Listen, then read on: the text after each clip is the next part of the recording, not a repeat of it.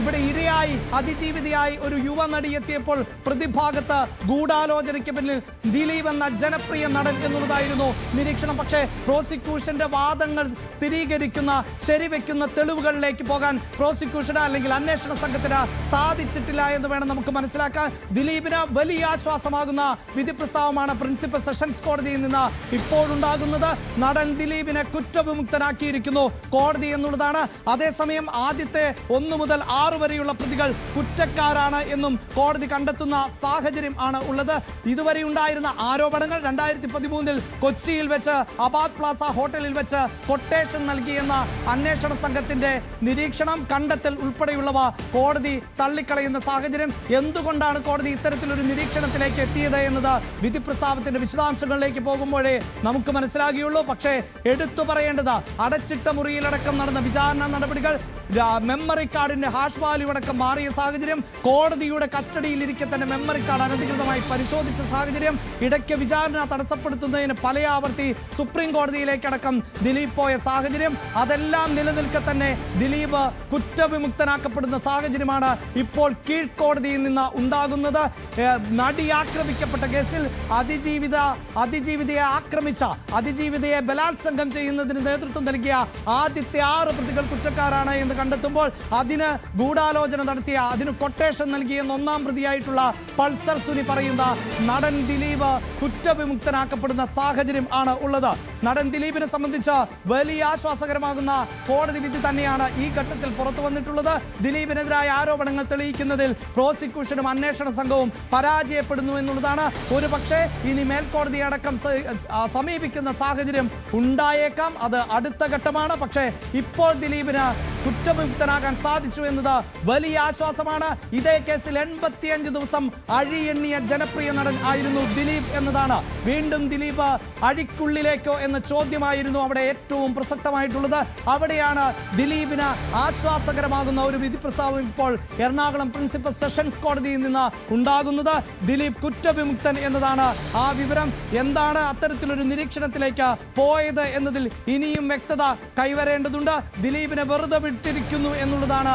അതായത് ദിലീപിനെതിരായ ആരോപണങ്ങളൊന്നും തന്നെ തെളിയിക്കാൻ സാധിച്ചിട്ടില്ല എന്നതാണ് ഇതിലേറ്റവും പ്രധാനപ്പെട്ടതായി പറയേണ്ടത്. നിർണായകമായ ചില വെളിപ്പെടുത്തലുകൾ ഉൾപ്പെടെ ബാലചന്ദ്രകുമാറിന്റെ ഭാഗത്ത് നിന്നുണ്ടായിരുന്നു. നടി ആക്രമിക്കപ്പെട്ടതിന്റെ ദൃശ്യങ്ങൾ ദിലീപ് കണ്ടു. ഒപ്പം അന്വേഷണ സംഘത്തെ വകവരുത്തുവാനുള്ള നീക്കങ്ങൾ നടത്തി. പൾസർ സുനി ദിലീപിനെ വന്ന് കണ്ടതിന് താൻ സാക്ഷിയാണ് എന്നതടക്കമുള്ള മൊഴികളായിരുന്നു നൽകിയിരുന്നത്. ദിലീപിന്റെ ആദ്യ ഭാര്യ മഞ്ജുവിന്റെ നിർണായകമായ മൊഴി പ്രസ്താവന ദിലീപിന് അതിജീവിതയോട്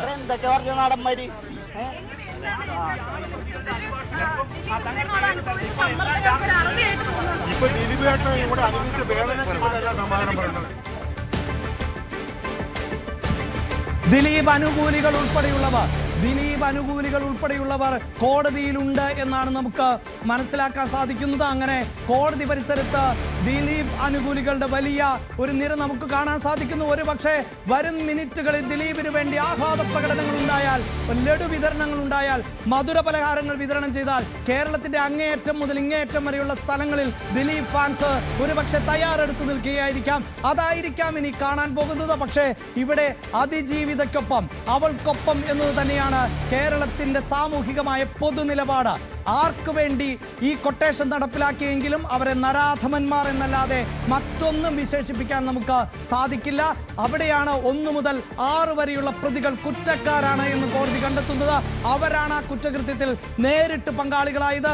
1-ാം പ്രതിയായിട്ടുള്ള പൾസർ സുനി മുതൽ 6-ാം പ്രതിയായിട്ടുള്ള പ്രദീപ് വരെയുള്ളവർ കുറ്റക്കാരാണ് എന്ന് കോടതി നിരീക്ഷിക്കുന്ന സാഹചര്യമാണ് ഉണ്ടാകുന്നത്. Pulsar Suni, Martin Antony, B Manikandan, VP Vijeesh, H Saleem, Pradeep എന്നിങ്ങനെ 6 പേർ പ്രതികളായി വരുമ്പോൾ ദിലീപ് കുറ്റക്കാരനല്ല എന്നതാണ്.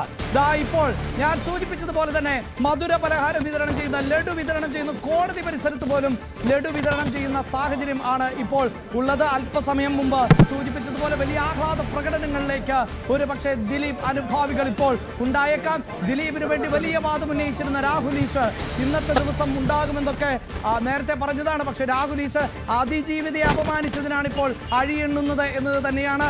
എന്തായാലും മറ്റു കോടതികളെ അടക്കം ഇനി സമീപിക്കുമോ, അതിജീവിതയുടെ നിലപാടെന്തായിരിക്കും, പ്രോസിക്യൂഷന്റെ നിലപാടെന്തായിരിക്കും എന്ന്